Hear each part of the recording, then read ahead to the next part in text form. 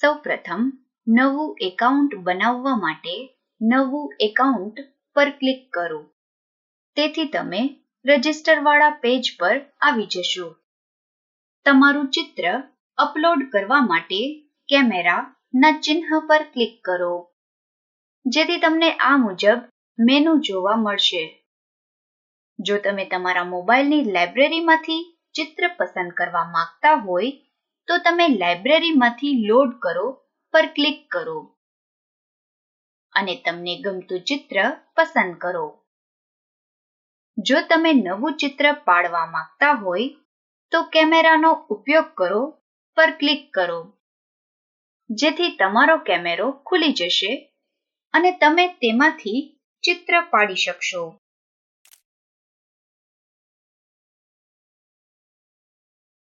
ત્યારબાદ તમારું નામ નાખો.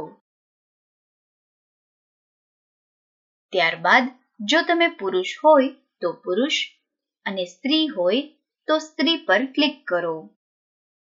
ત્યારબાદ ભૂમિકાવાળા ખાનામાં જો તમે વિદ્યાર્થી હોય તો સ્ટુડન્ટ અને જો તમે શિક્ષક હોય તો ટીચર પસંદ કરો. જો તમે વિદ્યાર્થી હોય તો તમારે તમારું ધોરણ પસંદ કરવાનું રહેશે. જો તમે બીજા કોઈ દેશમાં રહેતા હોય તો તમારો દેશ પસંદ કરો. ત્યારબાદ ઈમેલ આઈડી અથવા મોબાઈલ નંબર નાખો.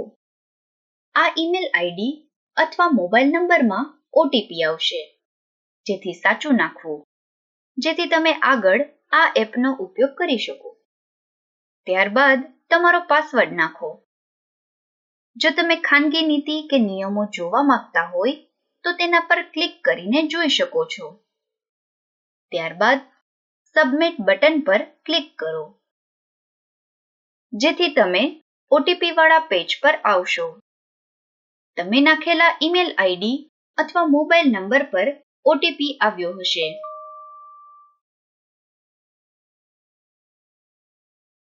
જે તમે અહીં નાખો અને સબમિટ પર ક્લિક કરો, જેથી તમારું રજિસ્ટ્રેશન થઈ જશે. હવે તમે રજિસ્ટર કરેલ ઈમેલ આઈડી અથવા મોબાઈલ નંબર અને પાસવર્ડ અહીં નાખો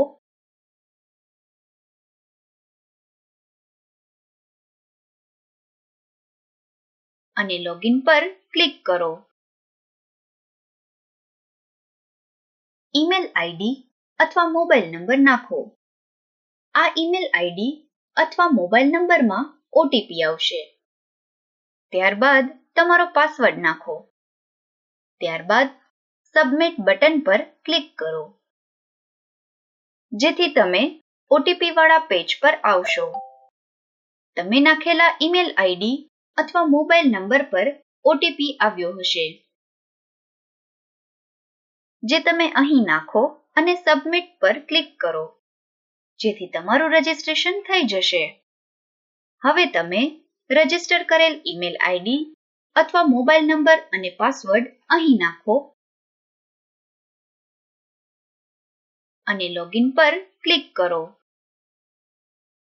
આ ઉપરાંત તમે તમારા ગૂગલના ઈમેલ આઈડીથી સીધું જ રજિસ્ટ્રેશન કરી શકો છો. તેના માટે ગૂગલ પર ક્લિક કરો. ત્યારબાદ તમારું ગૂગલનું એકાઉન્ટ પસંદ કરો. ત્યારબાદ અહીં આપેલી વિગતો ભરો. જો તમે ખાનગી નીતિ કે નિયમો જોવા માંગતા હોય તો તેના પર ક્લિક કરીને જોઈ શકો છો. ત્યારબાદ સબમિટ બટન પર ક્લિક કરો.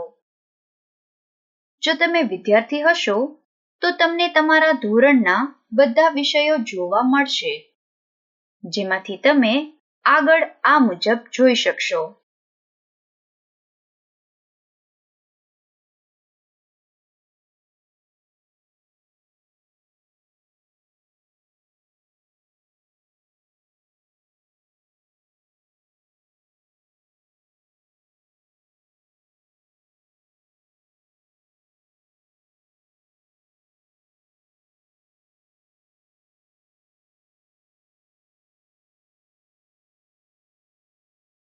જો તમે કૌન બનેગા કરોડપતિ પર ક્લિક કરશો તો તમને આ મુજબ જોવા મળશે.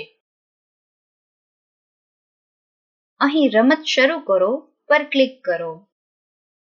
અહીં તમને પ્રશ્ન અને તેના 4 વિકલ્પો જોવા મળશે, જેમાંથી તમારે કોઈ એક સાચો વિકલ્પ પસંદ કરવાનો રહેશે. આ પ્રશ્નનો સાચો જવાબ આપવા માટે તમને કુલ 20 સેકન્ડ મળશે. જો તમે ત્યાં સુધીમાં સાચો જવાબ નહીં આપો તો તમારી આ રમત અહીં પૂરી થશે.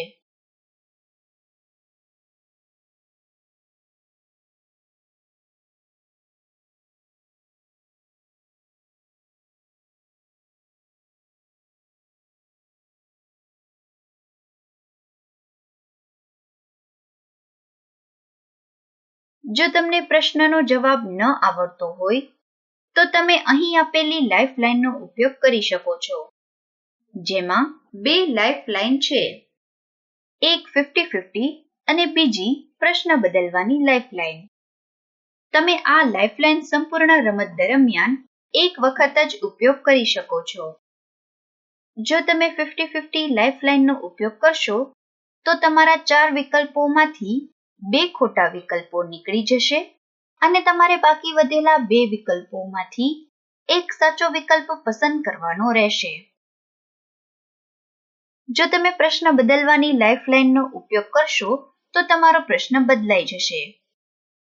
આ ઉપરાંત તમે અહીં આપેલા પોઈન્ટના બટનથી તમે કયા પ્રશ્ન પર પહોંચ્યા છો તે અને તમે કેટલા પોઈન્ટ્સ જીત્યા છો તે જોઈ શકશો. આ ઉપરાંત જો તમે કસોટીમાં જશો તો તમને પ્રશ્ન અને તેના 4 વિકલ્પો જોવા મળશે, જેમાંથી તમારે કોઈ એક સાચો વિકલ્પ પસંદ કરવાનો રહેશે.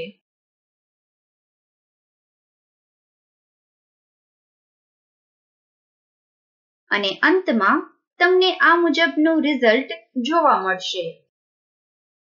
હવે તમે બીજા મેનુ જોવા માટે અહીં ક્લિક કરો.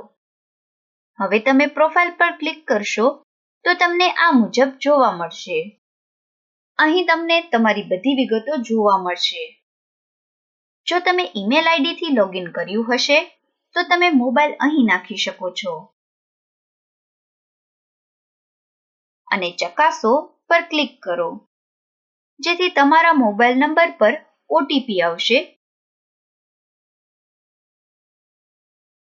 તે ઓટીપી આ ખાનામાં નાખો અને સબમિટ બટન પર ક્લિક કરો, જેથી તમારો મોબાઈલ નંબર સાચો છે તે ચકાસી શકાય. અને જો તમે મોબાઈલ નંબરથી રજીસ્ટર કર્યું હશે તો તમે ઈમેલ વાળા ખાનામાં ઈમેલ નાખીને ઓટીપી મેળવી શકો છો અને પ્રમાણિત કરી શકો છો.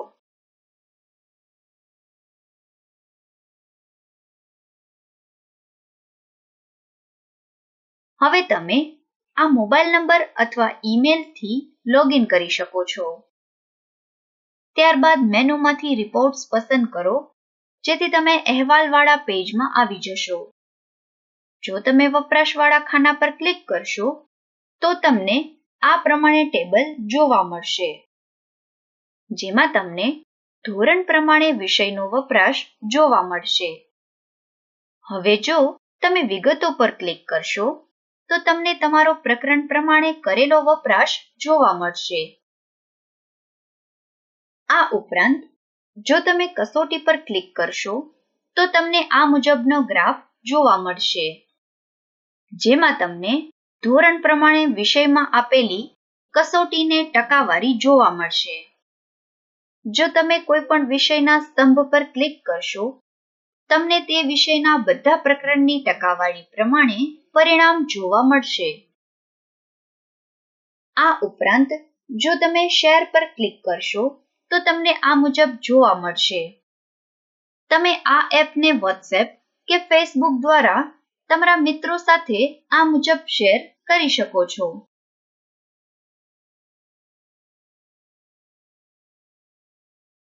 આ ઉપરાંત જો તમે સ્લેટવાળા પેજમાં આપેલા આ બટનથી પણ શેર કરી શકો છો. આ ઉપરાંત જો તમે પાસવર્ડ ભૂલી ગયા છો તો પાસવર્ડ ભૂલી ગયા છો વાળા બટન પર ક્લિક કરો, જેમાં તમે તમારું રજીસ્ટર કરેલું ઈમેલ આઈડી અથવા મોબાઈલ નંબર નાખો અને ઓટીપી મેળવો પર ક્લિક કરો, જેથી તમને તમારા ઈમેલ આઈડી અથવા મોબાઈલ નંબર પર ઓટીપી મળશે, જે તમે અહીં નાખો અને સબમિટ બટન પર ક્લિક કરો. હવે તમે અહીં તમારો નવો પાસવર્ડ નાખો અને આ ખાનામાં તે પાસવર્ડ ફરીથી નાખો અને પાસવર્ડ બદલો પર ક્લિક કરો, જેથી તમારો પાસવર્ડ બદલાઈ જશે અને તમે તમારા નવા પાસવર્ડથી લોગિન કરી શકશો.